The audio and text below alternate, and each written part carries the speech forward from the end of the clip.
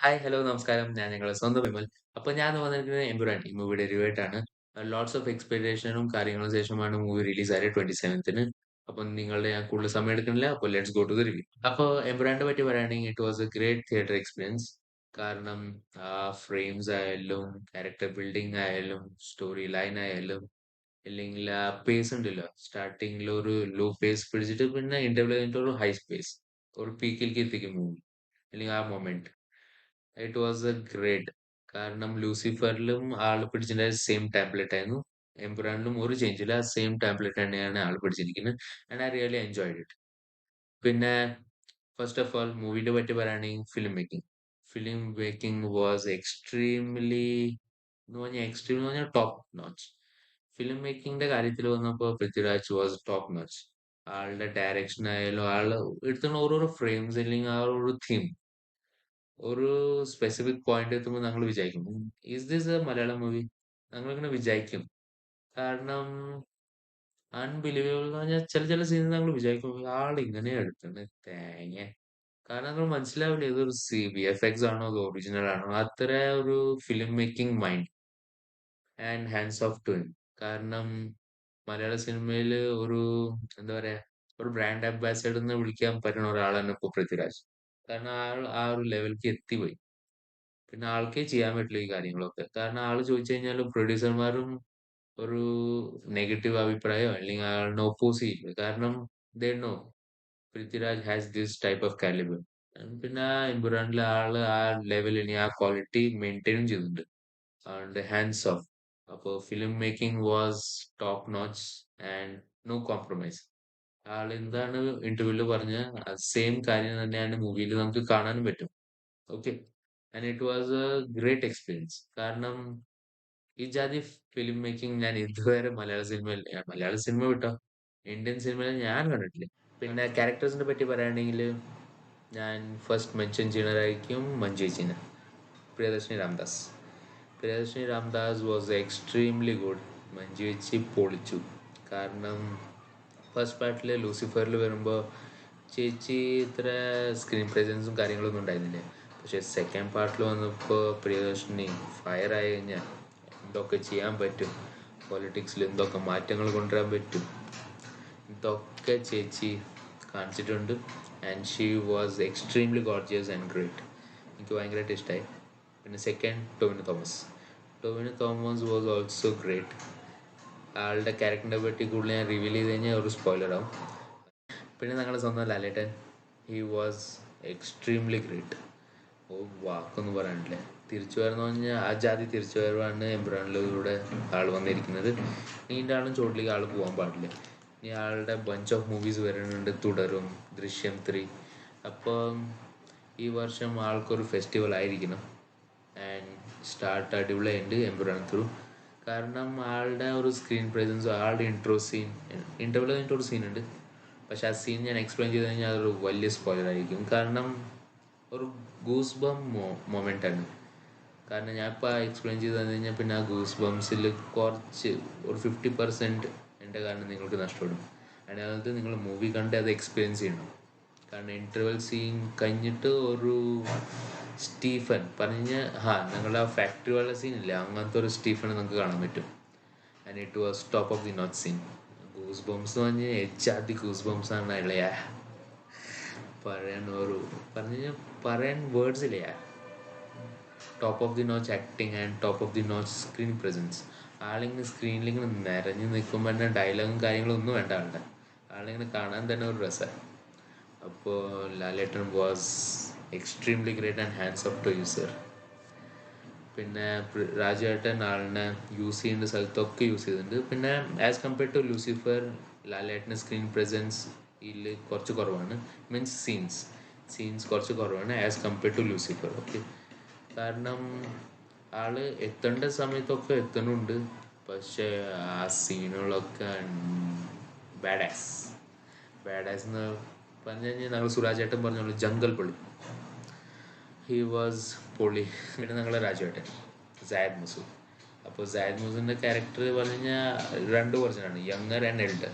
അപ്പോൾ younger version Karthikeya എന്ന് പറയുന്ന ഒരു പയ്യനാണ് അഭിനയിച്ചത്. അപ്പോൾ as compared to his screen presence രാജേട്ടൻ്റെ സ്ക്രീൻ പ്രസൻസ് കുറച്ച് കുറവ് തന്നെയായിരുന്നു. But fine. പക്ഷെ ഉള്ള സീൻസൊക്കെ രാജേട്ടനും പൊളി തന്നെയായിരുന്നു. അതിലൊരു കോംപ്രമൈസ് ആള് സ്വന്തം ക്യാരക്ടറിന് ചെയ്തിട്ടില്ല. And he was great. ബാക്കിയുള്ള ക്യാരക്ടേഴ്സ് ഞങ്ങളുടെ ബൈജേട്ടൻ്റെ, നന്ദുവേട്ടൻ്റെ, ഷാജോനേട്ടൻ്റെ സീൻ സ്റ്റീഫൻ്റെ ഫ്ലാഷ് ബാക്ക് കാണിക്കുമ്പോഴാണ് കാണിക്കുന്നത്. ഒരു സീനിലുള്ള ഐ തിങ്ക്സ് ലാസ്റ്റ് മൂവിയിൽ അവർ ഷൂട്ട് ചെയ്ത സാധനം തന്നെയാണ് ഇട്ടെന്ന് തോന്നുന്നുണ്ട്. കാരണം ഈ മൂവീനെ പറ്റിയിട്ട് ഷാജോനേട്ടനോട് ഇൻ്റർവ്യൂ ചോദിച്ചപ്പോൾ ആൾ പറഞ്ഞത് അഭിനയിച്ചിട്ടില്ല. അപ്പോൾ ഐ തിങ്ക്സ് ലാസ്റ്റ് ലൂസിഫറിൻ്റെ ഷൂട്ടിങ്ങിൻ്റെ സമയത്ത് എടുത്ത സീൻ തന്നെയാണ്. But he was also there in the movie, ഒരു സീനിലുണ്ടായിരുന്നു. പിന്നെ Fazil sir also was very good. കാരണം ആളുടെ ഒപ്പം ഡയലോഗ് ഡെലിവറി ലാലേട്ടൻ നടത്തുമ്പോൾ വേറൊരു ഫീൽ തന്നെയായിരുന്നു. പിന്നെ ഞാൻ മിസ് ചെയ്ത ഒരു ക്യാരക്ടറുണ്ട്, ഗോവർദ്ധൻ, ഞങ്ങളുടെ ഡാർക്ക് വെബ് ജേർണലിസ്റ്റ്. അപ്പോൾ he was also very good. കാരണം ആൾക്കൊരു പ്രധാന റോൾ തന്നെയാണ്. And is also turning point two. അപ്പോൾ കാരണം ആളാണ് ഖുറേഷി അബ്രാമിനെ കണ്ടുപിടിക്കുന്നത്. അപ്പോൾ അതും he was also very good in the movie. ഈ മൂവീനെ പറ്റി പറയാനുള്ളൊരു മൂവി വാസ് വെരി ഗുഡ്. എനിക്ക് ഭയങ്കരമായിട്ട് ഇഷ്ടമായി. എനിക്ക് പേഴ്സണലായിട്ട് ഭയങ്കരമായിട്ട് ഇഷ്ടമായി. കാരണം ലൂസിഫറിൻ്റെ സെക്കൻഡ് പാർട്ട് ഇത് തന്നെയായിരുന്നു എൻ്റെ എക്സ്പെക്റ്റേഷനും. അതെനിക്ക് കിട്ടുകയും ചെയ്തു തിയേറ്ററിൽ നിന്ന്. And I M satisfied. പിന്നെ മൂവീനെ പറ്റിയിട്ട് ഇപ്പോൾ കുറേ കോൺട്രവേഴ്സീസും പിന്നെ കുറേ ഡീഗ്രേഡേഷനും കാര്യങ്ങളൊക്കെ നടക്കുന്നുണ്ട്. അപ്പോൾ നിങ്ങൾ ഇതൊക്കെ കണ്ടിട്ട് നിങ്ങൾ മൂവീന് പോകാണ്ടിരുന്നു കഴിഞ്ഞാൽ നിങ്ങൾ തന്നെ ഈ കാര്യങ്ങളൊക്കെ മിസ് ചെയ്യും, ഈ എക്സ്പീരിയൻസൊക്കെ. കാരണം എപ്പോഴും ഇങ്ങനത്തെ ഒരു മൂവി വരണമെന്നില്ല. അതുകൊണ്ട് ഈ ഡീഗ്രഡേഷനും ഈ കോൺട്രവേഴ്സീസും ഒക്കെ കേട്ടിട്ട് നിങ്ങൾ ഈ മൂവീനെ ബോയ്ക്കോട്ടും ഈ കാര്യങ്ങളൊക്കെ ചെയ്ത് കഴിഞ്ഞാൽ പിന്നെ മൂവി എടുത്തിട്ട് പിന്നെ രാജേട്ടൻ്റെ ഈ എന്താ പറയുക ആളുടെ സ്കില്ലും പിന്നെ ഈ ആളുടെ ഈ ഹാർഡ് വർക്കൊക്കെ വേസ്റ്റായി പോകും. കാരണം നിങ്ങൾ വിചാരിക്കും ഒ ടി ടിയിൽ എന്തായാലും ഈ മൂവി വരും അപ്പോൾ കാണാം. പക്ഷേ ഒ ടി ടിയിൽ കണ്ടിട്ട് നിങ്ങളുടെ ഞാൻ ആദ്യമേ മെൻഷൻ ചെയ്ത പോലെ ഒ ടി ടിയിൽ കണ്ടിട്ട് ഒരു കാര്യമില്ല. കാരണം ഈ ഫീലും കാര്യങ്ങളൊക്കെ കിട്ടണമെങ്കിൽ theatre experience is the best choice. പിന്നെ എല്ലാ വർഷവും രാജേട്ടൻ ഇങ്ങനെ തന്നെ മൂവി ഉണ്ടാക്കുമെന്ന് ഒരു ഉറപ്പില്ല. കാരണം ഇപ്പോൾ ഒരു സീരിയസ് പടം എടുത്തു, ഇനി ഒരു കോമഡി പടമായിരിക്കും, പിന്നെ എത്ര വർഷങ്ങളെടുക്കും ഇങ്ങനത്തെ ഒരു മൂവി ഉണ്ടാക്കാൻ ആരെയും പോലും ഇല്ല. ഇതും എനിക്കറിയില്ല ഈ L3 ഉണ്ടാവുമോ ഇല്ലയോ. കാരണം L3 ഇവർ മെൻഷൻ ചെയ്തിട്ടുണ്ട്. പക്ഷേ മുരളി ഗോപി എൻ്റെ റൈറ്റർ ആൾ വേണ്ടായിരുന്നു L2 സക്സസ്ഫുൾ പറഞ്ഞ് അവർ പ്രതീക്ഷിച്ച സക്സസ്ഫുൾ ആയാലേ L3 ഉണ്ടാവുള്ളൂ. അപ്പോൾ അറിയുമ്പോൾ ഇല്ലെങ്കിൽ L3 ഉണ്ടാവോ ഇല്ലയോ, അല്ലെങ്കിൽ ഇങ്ങനത്തെ ഒരു തിയേറ്റർ എക്സ്പീരിയൻസ് നമുക്ക് മുമ്പോട്ട് കിട്ടുമോ ഇല്ലയോ. കാരണം ഇതൊരു നമുക്ക് മലയാള സിനിമയുടെ ഒരു KGF. നിങ്ങൾ പറയും KGF പോലെ ഇല്ലല്ലോ. KGF പോലെ ഇല്ല, പക്ഷേ ഇതൊരു സ്റ്റാർട്ടായിരിക്കുമല്ലോ. നീ ഇങ്ങനത്തെ മൂവീസ് ഇല്ലെങ്കിൽ ഇങ്ങനത്തെ ഒരു ഇൻസ്പിറേഷൻ നീ വരുന്ന ഡയറക്ടേഴ്സിനോ ആക്ടേഴ്സിനോ ഒക്കെ കിട്ടി കഴിഞ്ഞാൽ ഇറ്റ്സ് ഗുഡ് നോ. കാരണം ഇങ്ങനത്തെ ഒരു മൂവീസ് നീ വന്നു തുടങ്ങി. കാരണം ഞങ്ങളുടെ മലയാളം മൂവി മെയിൻലി കണ്ടന്റ്. ഞങ്ങളുടെ കയ്യിൽ കണ്ടന്റ് ഇത്ര സ്ട്രോങ് ഉള്ള പോലെ ബാക്കി ഏത് ഫിലിം ഇൻഡസ്ട്രിയിൽ കിട്ടില്ല. അതാണ് ഞങ്ങളുടെ പ്ലസ് പോയിന്റും. കാരണം ഈ പ്രേമലു ആയാലും കിഷ്കിന്ദ കാണ്ഡം അല്ലെങ്കിൽ ആവേശം ഇതൊക്കെ കണ്ടന്റും പിന്നെ മേക്കിംഗ് സ്റ്റൈലും.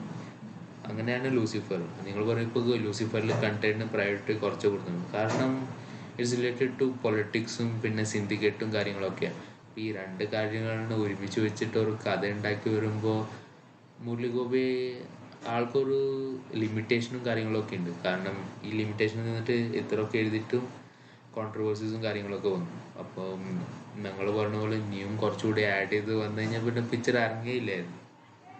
അപ്പോൾ ഈ കോൺട്രവേഴ്സീസും ഇല്ലെങ്കിൽ ഡീഗ്രേഡിങ്ങും ഒക്കെ കേട്ടിട്ട് നിങ്ങൾ ഈ മൂവി ബോയ്ക്കോട്ട് ചെയ്ത് കഴിഞ്ഞാൽ നിങ്ങൾക്ക് തന്നെയാണ് നഷ്ടം. കാരണം ഇങ്ങനത്തെ ഒരു മൂവി നീ ഉണ്ടാവുമോ നീ ഇങ്ങനത്തെ ഒരു ഫിലിം മേക്കിംഗ് ഉണ്ടാവുമോ, അത് ഇങ്ങനത്തെ ഒരു എക്സ്പീരിയൻസ് ഉള്ള മൂവി കിട്ടുമോ ഇല്ലയോ വീടുണ്ട്.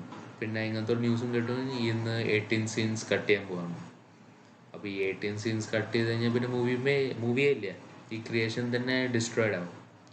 കാരണം ആ മൂവിയിലെ എല്ലാ സീൻസിനും ജസ്റ്റിഫൈ ചെയ്യുന്ന അതർ സീൻസ് ഉണ്ട്. അപ്പോൾ ഒരു സീൻസ് കട്ട് ചെയ്ത് കഴിഞ്ഞാൽ പിന്നെ ആ ജസ്റ്റിഫിക്കേഷനും കാര്യമില്ല. കാരണം ഇവരിപ്പോൾ കളയാൻ പറയുന്ന മെയിൻലി സീൻസ് ഉള്ളത് ഈ മെയിൻ സീൻസാണ്. അത് കഴിഞ്ഞിട്ടാണ് ജസ്റ്റിഫിക്കേഷൻസ് വരുന്നത്. പിന്നെ ഈ മെയിൻ സീൻസ് കട്ട് ചെയ്തിട്ട് പിന്നെ ജസ്റ്റിഫിക്കേഷൻസ് കേട്ടിരുന്നു കഴിഞ്ഞാൽ പിന്നെ ആക്ച്വലി മൂവി ബോറിംഗ് ആയി പോകും. അപ്പോൾ അറിയില്ല, അതിൻ്റെ കാര്യങ്ങളൊക്കെ നടക്കുന്നുണ്ട് സൈഡ് ബൈ സൈഡ്. പക്ഷേ നിങ്ങളോട് ഞാൻ ഒരു കാര്യം പറയാനുള്ള, മൂവി കാണുക.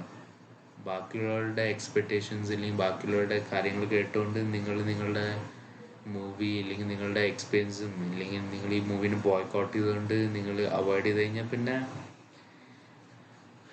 മലയാള സിനിമയ്ക്ക് ഒരു ക്ഷീണം. കാരണം ഞങ്ങൾ മലയാളികൾ വന്നിട്ട് ഞങ്ങൾ എത്ര വലിയ നടൻ്റെ മൂവി വരാമെന്ന് പറഞ്ഞാലും പൊട്ട മൂവിയാണെങ്കിൽ നമ്മൾ പൊട്ട എന്നേ പറയുള്ളൂ. അതാണ് ഈ മൂവിക്കും ചെയ്യാം. മൂവി ടിക്കറ്റ് എടുത്ത് കാണുക, പൊട്ടയാണെങ്കിൽ പൊട്ട തന്നെ പറയാം. പക്ഷേ മൂവി കാണാണ്ട് ഡീഗ്രേഡ് ചെയ്തുകൊണ്ടിരുന്ന് കഴിഞ്ഞാൽ പിന്നെ ദർ ഇസ് നോ യൂസ്. കാരണം മലയാളികൾ തന്നെ സ്വന്തം മൂവിനെ ഡീഗ്രേഡ് ചെയ്ത് കഴിഞ്ഞാൽ, കാരണം പുറത്തുനിന്ന് കേട്ട മൂവിക്ക് ഞങ്ങൾ എത്ര സപ്പോർട്ട് കൊടുത്തിട്ടുണ്ടെങ്കിൽ പിന്നെ ഞങ്ങൾ സ്വന്തം മൂവിക്ക് എന്താ എത്ര ഡീഗ്രേഡ് ചെയ്യും?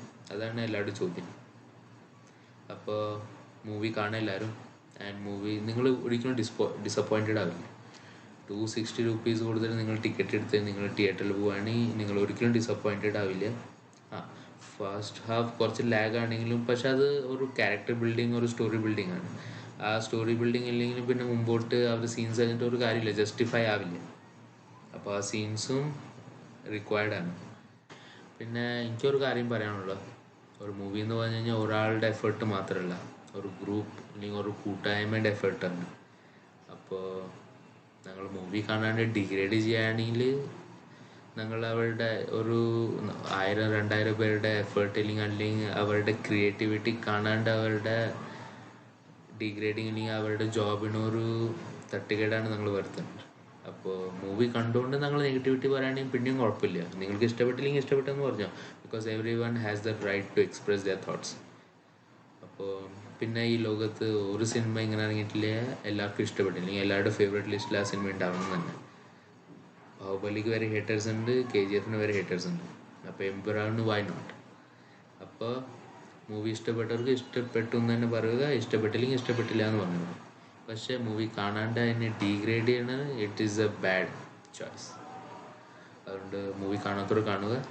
പിന്നെ എൻ്റെ സൈഡിൽ നിന്നൊരു ബെസ്റ്റ് ചോയ്സ് നിങ്ങൾക്ക് തരാം. ഫസ്റ്റ് ഹാഫ് കുറച്ച് സ്ലോ പേസ് ആണ്, പക്ഷേ സെക്കൻഡ് ഹാഫിലേക്ക് വരുമ്പോൾ you will definitely enjoy it. കാരണം you will like the movie. ഇത്ര എനിക്ക് പറയാൻ പറ്റില്ല, കാരണം ഞാൻ കൂടുതൽ പറഞ്ഞാൽ അത് സ്പോയിലറായി മാറും. നിങ്ങളുടെ തിയേറ്റർ എക്സ്പീരിയൻസിന് അത് ബാധിക്കും. അതിനാൽ നല്ലത് മൂവി കാണുക, and it will be a great choice for you. അപ്പോൾ എൻ്റെ വീഡിയോ ഇഷ്ടപ്പെട്ടവർ ലൈക്ക്, ഷെയർ ആൻഡ് കമൻറ്റ് ചെയ്യുക. നിങ്ങളുടെ അഭിപ്രായങ്ങൾ കമൻറ്റ് ബോക്സിൽ ഷെയർ ചെയ്യുക.